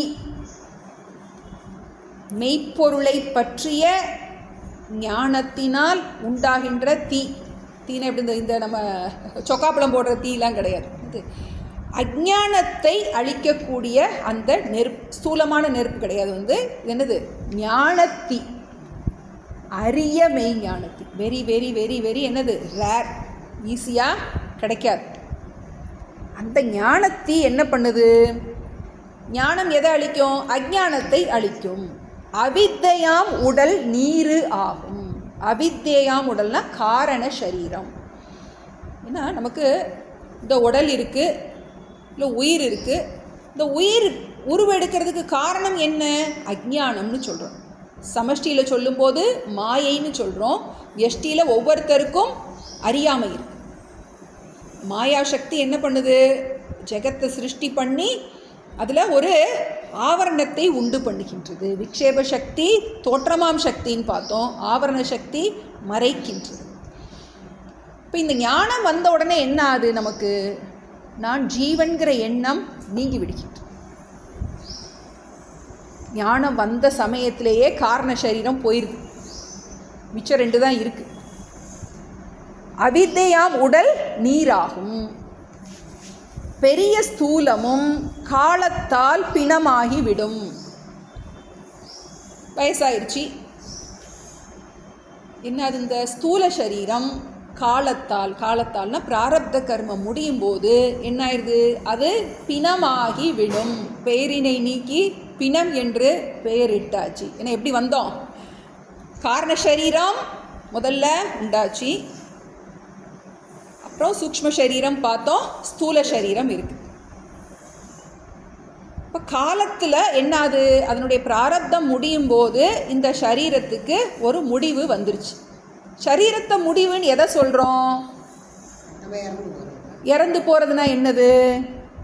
நம்ம உடல் இல்லாம, நம்ம ஆன்மா இல்லாம உடம்புல என்ன ஆன்மா போகுது? அந்த சூக்ஷ்ம சரீரம் போயிடுது. புரியுதா? இந்த உடல் எடுக்கிறதுக்கு காரணம் அஜ்ஞானம், அதை சரீரம்னு சொல்கிறோம். அது ஒன்றும் உடம்பு இப்படி உடம்புலாம் கிடையாது, அப்படிலாம் நினைக்கக்கூடாது. அது பேர் சும்மா சொல்லியிருக்கு, அது காரணமாக இருக்குன்னா காரணம் இப்படிலாம் நினச்சா ரொம்ப குழப்பம் வரும் நமக்கு. இது மாதிரியே ஒரு உடம்பு இதுக்குள்ளே இருக்கா? அப்படிலாம் கிடையாது. அப்போ ஸ்தூல சரீரம் பிராரப்தத்தினால என்ன ஆயிடுது? போயிடுது. இப்போ 2ஐயும் கனெக்ட் பண்ணது ஒன்று இருக்கு இல்லையா? நமக்கு எது? அந்த சூக்ஷ்ம சரீரம். அதனுடைய கதி என்ன? ஏன்னா மரணம்னா என்னன்னு நமக்கு தெரியணும். எது மரணிக்கின்றது? ஒரு உடம்பு எடுக்கிறோம், அடுத்து இன்னொரு உடம்பு எடுக்கிறோம். ஒருத்தவங்க இறந்து போன உடனே இதுவரைக்கும் இருந்த ஏதோ ஒன்று இதுக்குள்ளே இல்லை அப்படிங்கிறோம். அது என்ன இல்லை? அதை பிராணன்னு சொல்கிறோம். நம்ம பிராணன் மட்டுமா இல்லை, மனசு இல்லை. அது எல்லாத்தையும் என்ன சொல்கிறோம்? சூக்ஷ்ம சரீரம்னு சொல்கிறோம். சூக்ஷ்மமான ஒரு சக்தி. எப்படி இந்த ஃபேனை ஓடுறதுக்கு என்ன இருக்குது? ஒரு கரண்ட் இருக்குது. அதுபோல் ஒரு சூக்ஷ்ம சரீரம் என்னது? அதுதான் சரீரத்தை விட்டு ட்ராவல் பண்ணிக்கிட்டே இருக்குது. நம்ம எக்ஸாம்பிள் சொன்னோம், சிம் கார்டை ஃபோனை மாற்றி மாற்றி போடுறோம். ஃபோன் எத்தனை ஃபோன் மாறினாலும் சிம் கார்டு என்ன இருக்குது? அப்படியே தான் இருக்குது. அந்த காரண சரீரம் நம்பர் மாதிரி. சிம்மு தேஞ்சு போனாலும் என்ன பண்ணுறோம்? நம்ம அந்த நம்பரோட என்ன பண்ணிகிட்டு இருக்கோம்? லிங்க் ஆகிட்டே இருக்கு. எப்போ நம்ம நம்பரை டீஆக்டிவேட் பண்ணுறோமோ அதோட சோழி முடிஞ்சிருச்சு. அதுக்கு என்ன பண்ண முடியாது? அந்த சிம் கார்டை பயன்படுத்த முடியாது, தேவையில்லை. சும்மா ஒரு ரஃபான ஒரு எக்ஸாம்பிள். அப்போ என்ன அது நமக்கு? இப்போ அந்த காரண சரீரம் ஞானம் வந்த உடனேயே அதுக்கு ஏன்னா அது அஜ்ஞானம் தான் இது வரைக்கும் காரணமாக இருந்துச்சு. அதை என்ன பண்ணிட்டோம்? ஞானத்தை கொடுத்து கேன்சல் பண்ணியாச்சு. இப்போ நமக்கு ஸ்தூல சரீரம் என்னாச்சு? பிராரப்தம் முடிஞ்ச உடனே அது பிணமாகி விடும். பிணம் வந்தோடனே என்ன? அது கொளுத்தி போட்டுருவாங்க என்ன. அப்புறம் இடையில இருக்க அந்த சூக்ஷ்ம சரீரம் என்ன ஆகணும்? அதுக்கு ஒரு இதை சொல்கிறார். அது என்ன ஆகுது அப்படின்னா, உரிய சூக்ஷ்ம சரீரம் உலை இரும்புண்ட நீர் போல் துரியமாய் விபுவாய் நின்ற சொரூபத்தில் இறந்து போமே. என்னது? அந்த சூக்ஷ்ம சரீரம் உலை இரும்புண்ட நீர் போல். தோசை ஊற்றுறதுக்காக வைக்கிறோம், சட்டி வைக்கிறோம். என்னது? நல்லா சுற்றுச்சான்னு பார்க்குறதுக்கு என்ன பண்ணுறோம்? கொஞ்சம் தண்ணியை சல்லுன்னு விடுறோம். தண்ணி எங்கே போகுது? போயிருக்கு, ஆவியாக போயிருக்கு. அதுபோல் என்னது? அந்த சூக்ஷ்ம சரீரம் எங்கே போச்சுனே தெரியாமல் அது வந்து என்னது? நீராவியாக. நமக்கு கடல் நீர் இருக்குது, அதுலேருந்து மேகத்துலேருந்து மேலே என்னது? வானத்துக்கு. அங்கேருந்து வர்ற தண்ணி என்னது? கடலோட கடலாக, கடலோட கடலாக. அது மாதிரி ஒரு சின்ன எக்ஸாம்பிள் வச்சு. இப்போ இது என்ன பண்ணுது? அந்த சூக்ஷ்ம சரீரம் எங்கேருந்து வந்துச்சோ அதோடையே கலந்துருது. எங்கேருந்து வந்துச்சு? முதல்ல பார்க்கும்போது அந்த பிரம்மத்தில் இருக்கிற அந்த மாயா சக்தியிலேருந்து அந்த பஞ்சபூதங்கள் எல்லாம் வந்துச்சுன்னு பார்த்தோம். ஒரு பானை செய்கிறோம், மண்ணிலேருந்து பானையை செய்கிறோம், போட்டு உடைச்சோம்னா என்ன ஆகுது? மண்ணோட மண்ணாக போயிடுது. அது மாதிரி என்னது? எதுலேருந்து வந்துச்சோ காரியம் காரணத்தோடு அடங்கி விடுகின்றது. காரியம் காரணத்தோடு அடங்கி விடுகின்றது. ஒரு தீக்குச்சி பொருத்துகிறோம், பொருத்திட்டு விளக்கு பொருத்துகிறோம், அப்புறம் என்ன பண்ணுறோம்? பூன்னு ஊதிடுறோம். நெருப்பு எங்கேருந்து வந்துச்சு, எங்கே போச்சு? எங்கேருந்து வந்துச்சோ அங்கேயே போயிடுச்சு. அது மாதிரி துரியமாய் விபுவாய் நின்ற சொரூபத்தில் இறந்து போமே. முக்கியமான வார்த்தை. எந்த மெய்ப்பொருளிலிருந்து வந்துச்சோ அந்த மெய்ப்பொருள்லேயே என்னது? இந்த சூக்ஷ்ம சரீரம் அதனோடு கலந்து விடுகின்றது. அது என்ன பண்ணாது இனிமேல்? ஏன்னா அதுக்கிட்ட அஜ்ஞானம் இல்லை. ஏன்னா அஜ்ஞானத்தினால தான் பிறப்பு எடுக்கிறோன்னு பார்த்தோம். அஜ்ஞானம் என்கிறது ஞானம் வந்த உடனேயே காரண சரீரம் போயிடுச்சு. அதனால என்ன ஆகுது? இந்த சூக்ஷ்ம சரீரம் மீண்டும் பிறப்பு எடுக்காது. துரியமாய் விபுவாய் நின்ற சொரூபத்தில் இறந்து போமே. ஒரு கேள்வி கேட்கலாம், அப்படியா பார்த்துருக்கியா அப்படின்னு கேள்வி கேட்கலாம். பார்க்கலாம் முடியாது. நீ குருவை நம்பினா, சாஸ்திரத்தை நம்பினா நம்பு, இல்லாட்டி எங்கேயோ போய் எங்கேயோ என்ன பண்ணி நீ ஏதாவது தியானம் பண்ணி கண்டுபிடிக்க முடியுமான்னு ஏதாவது ரிசர்ச் லேபில் போய் கண்டுபிடி. இதுக்கு என்னது? சாஸ்திரம்தான் பிரமாணம். இது எல்லாத்தையும் நம்ம எதை வச்சு ஏற்றுக்கிறோம் அப்படின்னு நமக்கு எல்லாத்துக்குமே சாஸ்திரம் தான் பிரமாணம். கடைசியில் ஒரு குண்டு வந்துடும், ஏன் நிஜமாவே பிரம்மம்னு ஒன்று இருக்கா அப்படின்னு கூட கேள்வி வரணும். பிரம்மம்னு ஒன்று இருக்குன்னு நம்ம எதை வச்சு தெரிஞ்சுக்கிறோம்? சாஸ்திரம் சொல்லித்தான் தெரிஞ்சுக்கிறோம். சாஸ்திரத்தை எதனால எப்போ பிரமாணமாக எடுப்போம் அப்படின்னா, நமக்கு ஜீவன் முக்தி வந்தால் தான், இந்த சுகம் நமக்கு இருக்குன்னு புரிஞ்சாதான், ஓஹோ இது ரைட்டாக தான் சொல்லியிருக்கு அப்படிங்கிறதே அப்போத்தான் நமக்கு வந்து இது அக்செப்ட் பண்ணுவோம். அது வரைக்கும் நம்ம என்ன பண்ணுறோம்? நம்ம அப்படியே இதிலே தான், நமக்கு ஸ்ரத்தையிலே தான் வண்டி ஓடும். நமக்கு முக்கியம் இதில் வந்து அந்த ஜீவன் முக்திங்கிறது தான் பிரமாணம். இதை வச்சு தான் நம்ம ஏற்றுக்கிறோம். ஆமாம், விதேக முக்தின்னு ஒன்று இருக்குது, இனிமேல் பிறவி. ஏன்னா இந்த சாஸ்திரம் தான் சொல்லியிருக்கு. இந்த சாஸ்திரம் தான் என்னை எல்லா துக்கத்திலிருந்தும் காப்பாற்றி என்னை ஜீவன் முக்தனா ஆக்குனது இந்த சாஸ்திரம் தான். அப்போ இந்த சாஸ்திரம் பொய் சொல்லாது அப்படின்னு என்ன பண்ணுறோம்? நம்ம இதை நம்ம பார்க்கலாம் முடியாது. இது இதோட சேர்ந்துருமா? ஏன்னா நம்ம தோசை சட்டியில் போட்டால் என்ன பண்ணுறோம்? கண்ணு முன்னாடி பார்க்குறோம். இப்போ இந்த சூக்ஷ்ம சரீரம் எதோட போகும்? அது என்ன பண்ண முடியாது, நம்மளால் கண்டுபிடிக்க முடியாது. சூக்ஷ்ம சரீரம் அடுத்து என்ன பிறப்பு எடுக்கும் இதெல்லாம் நமக்கு தெரியாது. நமக்கு இதெல்லாம் யோகி பிரத்யக்ஷம் நம்ம சொல்கிறோம். நம்ம அப்போ துரியமாய் விபுவாய் நின்ற சொரூபத்தில் இறந்து போமே. என்ன பண்ணுது அது? அந்த பிரம்மஸ்வரூபத்தில் இறந்து போமேனா என்னது? அதில் ஒடுங்கிடுது. எப்படி வந்து ஒரு மழை துளி சமுத்திரத்தில் விழுந்து அது இறந்து போகுது அப்படின்னா என்ன அர்த்தம்? சமுத்திரத்தோட கலந்துருக்கு. அதுபோல் இந்த சூக்ஷ்ம சரீரம் என்னாது? இந்த மெய்ப்பொருளோடு எதிலிருந்து வந்துச்சோ அதிலேயே என்ன ஆகின்றது? கலந்து விடுகின்றது, ஒடுங்கி விடுகின்றது. துரியமாய் விபுவாய் நின்ற சொரூபத்தில் இறந்து போமே.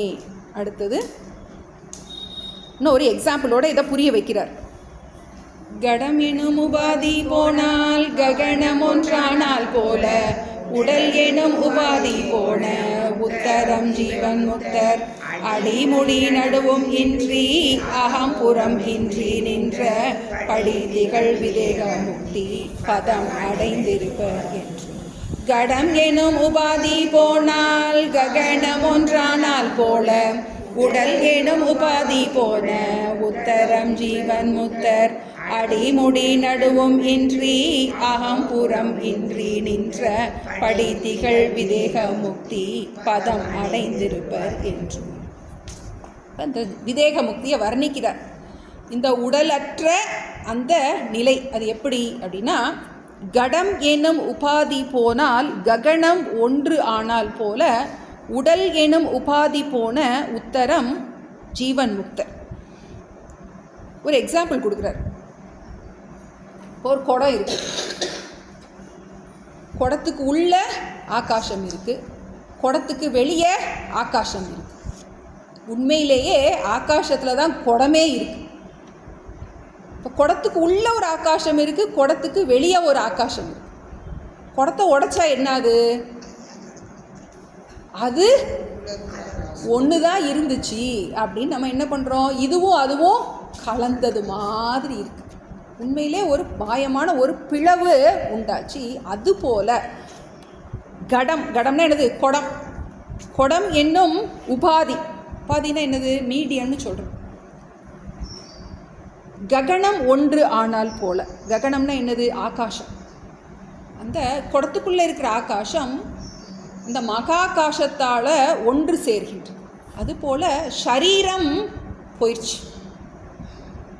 இது என்னது? வெறும் காற்றடைத்த பை தான். பலூன் இருக்குது, ஒரு குண்டு வச்சு ஒரு குத்து குத்துறோம், அதுக்குள்ளே இருந்த ஆகாசம் என்னது? இது அதோட கலந்து. அது மாதிரி இது வெறும் காற்றடைத்த பை. இந்த பை காலை ஆடணும்னு என்னது? போயே போச்சு. அப்புறம் அஸ்தி ஆச்சு, அதை கடலை போய் கரைச்சாச்சு. அப்புறம் என்னது நமக்கு? உடல் என்னும் உபாதி போன உத்தரம். உத்தரம்னா பிறகு. எப்படி குடம் உடஞ்சதுக்கப்புறம் இந்த குடத்துக்குள்ளே இருக்க ஆகாசமும் வெளியே இருக்கிற ஆகாசமும் ஒன்றா சேர்ந்துச்சோ, அதுபோல் பிராரப்தம் முடியும் போது இந்த உடம்பு போனதுக்கப்புறம் அந்த ஜீவன் முக்தர் என்ன ஆறாரு? அடி முடி நடுவும் இன்றி அகம்புறம் இன்றி நின்றபடி திகழ் விதேக முக்தி பதம் அடைந்து இருப்பர் என்றும். ஒரு எக்ஸாம்பிள் கொடுக்குறேன். அடி முடி நடுவும் இன்றி, அகம்புறம் இன்றி நின்றபடி திகழ் விதேக முக்தி. இப்போ விதேக முக்தினா எப்படி இருக்கும் அப்படின்னா, தூங்குகிறோம். தூங்கும்போது எங்கே இருந்தோம், எப்படி இருந்தோம், எதுக்குள்ளே இருந்தோம், எதுக்கு வெளியே இருந்தோம்? அடி முடி நடுவும் இன்றி மெய்ப்பொருளாகவே இருந்திருக்கும். அப்படி தூங்கும்போது இந்த அபிமானம் எதுவுமே இல்லாமல் இருந்தோமோ? தூங்கும்போது இருந்தோமா இல்லையா? இருந்தோம். ஏன்னா முழிச்சு எந்திரிச்சு வந்திருக்கோம். அது போல் எக்ஸாம்பிள். இது ஒன்று நம்ம இன்னும் எக்ஸ்பீரியன்ஸ்லாம் பண்ண முடியாது நமக்கு. எப்படி இருக்கும் விதேக முக்தி? எப்படி இருக்கும் அப்படின்னா, தூக்கத்தில் எப்படி நீ எதுவுமே இல்லாமல் இருந்தியோ அது போல் இருக்கும். அது எப்படி இருக்குது? அதுக்கு தொடக்கம் முடிவு நடு எதுவுமே இல்லை. அடி முடி நடுவும் இன்றி ஆதி மத்திய அந்த ரஹிதம். தொடக்கம் முடிவு எதுவும் இல்லாதது. என்ன பண்ண? ஆப்ஜெக்டிஃபை பண்ணக்கூடாது. அப்படியே எப்படி இருக்குமோ எப்படி இருக்குமோ அப்படின்னு கண்ணை ஊட்டிலாம் பார்க்க முடியாது. நம்ம எப்படி புரிஞ்சிக்கலாம்? எப்படி ஆகாசம் எப்படி எல்லாவற்றிலும் வியாபித்து இருக்கின்றதோ அதுபோல அகம்புறம் இன்றி நின்றபடி திகழ் விதேக முக்தி பதம் அடைந்து இருப்பர் என்றும். என்றும் என்றும் இருக்கும் அந்த மெய்ப்பொருளோட என்ன பண்ணிடுறாங்க? அதில் கலந்திருக்கின்றார்கள். அகம்புறம் இன்றி நின்றபடி திகழ் விதேக முக்தி பதம் அடைந்து இருப்பர் என்றும். ஏன்னா இந்த குடத்தை உடைக்காமல் ஒரு ஆகாசம்தான் இருக்குது அப்படின்னு புரிஞ்சிக்கிறது ஜீவன் முக்தி. இப்போ குடம் உடஞ்சதுக்கப்புறம் ஒரு ஆகாசமாக ஆயிருக்கிறது விதேகம். அந்த தேகம் என்ன ஆயிடுச்சு? உடஞ்சிருச்சு. ஜீவன் முக்தனாக இருக்கும்போது அவன் என்ன புரிஞ்சிக்கிறான்? நானே எங்கும் பிரம்மம், கவருடை புவனம் எல்லாம் கற்பிதம். எனக்குள்ளே இருக்கிறதும் இது ஒரு குடம், அது ஒரு குடம், அது ஒரு குடம். உள்ளுக்குள்ளே இருக்கிறது எனக்கு இப்போதைக்கு குட ஆகாசம் கிடையாது, நான் மகா ஆகாசம்தான் அப்படின்னு புரிஞ்சிக்கிறது ஜீவன் முக்தி. அதோட கலந்துடுறது விதேக முக்தி. எங்கே இருந்து வந்துச்சோ காரியம் காரணத்தில் merge ஆயிடுதுன்னு அது அதனோடு கலந்து விடுகின்றது. சொரூபத்தில் இறந்து போவே, அந்த மெய்ப்பொருளையே அவன் கலந்து விடுகின்றான். எதெல்லாம் எதோட வந்துச்சோ பஞ்சபூதங்கள் என்ன ஆகின்றது, அந்த என்னுடைய பாடியும் பஞ்சபூதம், சமஷ்டியில் இருக்கின்றதும் பஞ்சபூதம். இது என்ன ஆகுது, இதில் இருக்க பஞ்சபூதம் அதில் இருக்க பஞ்சபூதத்தோடு சேர்ந்துருது. எப்படி நமக்கு விளக்கில் இருக்க சுடரை அணைச்ச உடனே அது என்னாகின்றது, அந்த நெருப்பு தத்துவம் எல்லா இடத்துலையும் நீக்கமர நிறைஞ்சிருக்கு. ஒரு இதில் நம்ம பொருத்தும் போது என்னாகின்றது, அந்த நெருப்பு தத்துவம் வெளிப்படுகின்றது. அப்புறம் ஃபூன் ஒரு ஊதுன்னு என்ன ஆகுது, அது சமஷ்டியோட. அதே போல் இந்த சூக்ஷ்ம சரீரம், காரண சரீரம் நிமித்தமாக உண்டாகிய இந்த சூக்ஷ்ம சரீரம், அது ஞானம் வந்ததுக்கப்புறம் காரண சரீரம் போயிடுது. பிராரப்தம் முடிஞ்ச உடனே இந்த உடம்பு போயிடுது. சூக்ஷ்ம சரீரம் மட்டும் மீண்டும் பிறப்பு எடுப்பதில்லை. யார் ஞானியோ, யார் இந்த அஞ்ஞானத்திலிருந்து விடுபடுகின்றார்களோ அவர்களுடைய சூக்ஷ்ம சரீரம் மட்டும்தான் என்னது, இந்த மாதிரி எதோட வந்துச்சோ அதிலேயே கலந்து விடுகின்றது. மீண்டும் பிறப்பு எடுப்பதில்லை. இதெல்லாமே நம்ம நம்பிக்கை தான். எதனால் நம்புகிறோம், இந்த ஜீவன் முக்தி சுகம் ஒன்று இருக்குது பார்த்தீங்களா, அதனால தான் நம்ம இதை அக்செப்ட் பண்ணுறோம். சாஸ்திரம் சொல்லியிருக்கு, யோகிகள் இதை சொல்லியிருக்கின்றார்கள். நமக்கு 2 பாட்டு இருக்குது, நம்ம அடுத்த கிளாஸில் நம்ம பார்க்கலாம். பொறுமையால் பிராரத்தத்தை புசிக்கும் நான் செய்யும் கர்மம் மறுமையில் தொடர்ந்திடாமல் மாண்டு போம் வழியேதென்றால் சிறிய வரிகழ்ந்து ஞானி செய்த பாவத்தை கொள்வார் அறிவிலோ அறிந்து பூஜித்து அறம் எல்லாம் கை கொள்வாரே. அரியமை ஞானத்தியால் அவிதையாம் உடல் நீராகும் பெரிய தூலமும் காலத்தால் பிணமாகி விடும் அந்நேரம் உரிய சூக்கும சரீரம் உலையிரும் கொண்ட நீ போல் துரியமாய் விபுவாய் நின்ற சொரூபத்தில் இறந்து போமே. கடம் எனும் உபாதி போனால் ககனம் ஒன்றானால் போல உடல் எனும் உபாதி போன உத்தரம் ஜீவன் முத்தர் அடிமுடி நடுவும் இன்றி அகம்புறம் இன்றி நின்ற படித்திகள் விதேக முக்தி பதம் அடைந்திருப்பர் என்று. ஐயனே எனது உள்ளே நின்று அனந்த ஜென்மங்கள் ஆண்ட மெய்யனே உபதேசிக்க வெளி வந்த குருவே போற்றி உய்யவே முக்தி நல்கும் உதவிக்கோர் உதவி நாயேன் செய்யுமாறொன்றும் காணேன் திருவடி போற்றி போற்றி செய்யுமாறொன்றும் காணேன் திருவடி போற்றி போற்றி. ஓம் பூர்ணமத பூர்ணமிதம் பூர்ணாத் பூர்ணமுதச்யதே பூர்ணஸ்ய பூர்ணமாதாய பூர்ணமேவாவசிஷ்யதே. ஓம் சாந்தி சாந்தி சாந்தி. ஹரிஹி ஓம் ஸ்ரீ குருப்யோ நமஹ. ஹரிஹி ஓம். 2 பாட்டு இருக்குது, அடுத்த கிளாஸில் முடிச்சுட்டு சம்மரி சொல்லிடுறேன் டீச்சர். அதுக்கு அடுத்த வாரம் வேணால் கருத்தரங்கம் மிச்சத்தை அவங்க எல்லோரும் சப்மிட் பண்ணிடுச்சு.